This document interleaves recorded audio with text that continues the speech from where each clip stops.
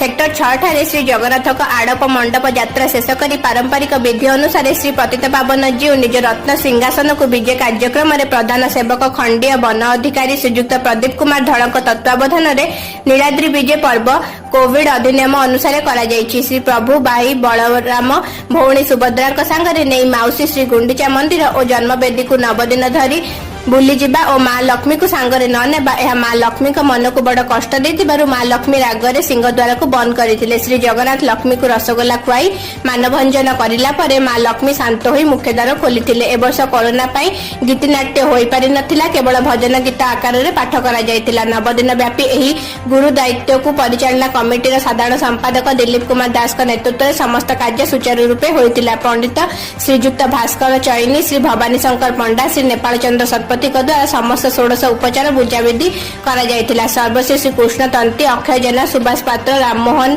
नायक, अशोक स्वाई, चिरंजीवी डोरा, अर्जुन बेहरा, ज्योतिरंजन मिश्र, प्रशांत बारिक, ब्रह्मानंद ज्योतिष्क, अमूल्य रंजन नायक, श्रीधर ओझा, प्रसन्न रथ, रविनारायण राउत, हरेकृष्ण पाड़ी, दैतारी महापात्र, पीके पट्टनायक, बद्रीनारायण दास, अनिल तंती, शरद जेना, श्रीदान मल्लिक, मनोज मिर्काप, संतोष कुमार जेना, आदित्य राउतराय दैत्यापति माने ठाकुर को गोटी पहंडी करी मंडपर रत्न सिंहासन को नहीं। अन्य मध्य बसंत जेना, प्रहलाद राउत, बनमाली पलाई, जोगेश्वर महांती, जोगेन्द्र जेना, राजेन्द्र महापात्र, रमाकांत बेहरा, सुभाष बेहरा, संजय परिडा, लक्ष्मीधर मिश्र, मृत्युंजय नायक, निर्मल साहू, चंदन मल्लिक, गिरीश चंद्र नंद, विभूति परिडा, विकास प्रतिहारी, उल्लास राउतराय, कालंदी बस्तिया, भजहरी स्वाई, श्रीकांत पाड़ी, अनहली नायक, कमिटर अन्य कर्मकर्ता, विभिन्न कीर्तन मंडली प्रमुख उपस्थित रही ए नीलाद्रि विजय कार्यक्रम को संपन्न करथिले।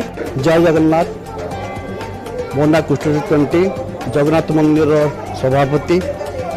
आज नीलाद्रि विजय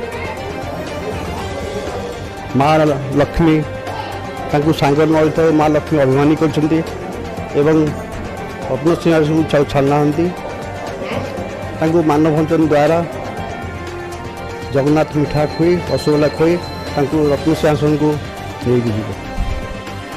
जय जगन्नाथ। मैं दिलीप कुमार दास, साधारण संपादक, जगन्नाथ मंदिर सेक्टर 6 राउरकेला।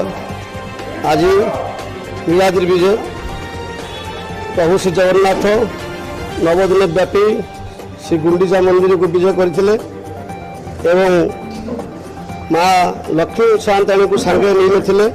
तेणु आज लक्ष्मी सान्ताणी ऊपर अछंती।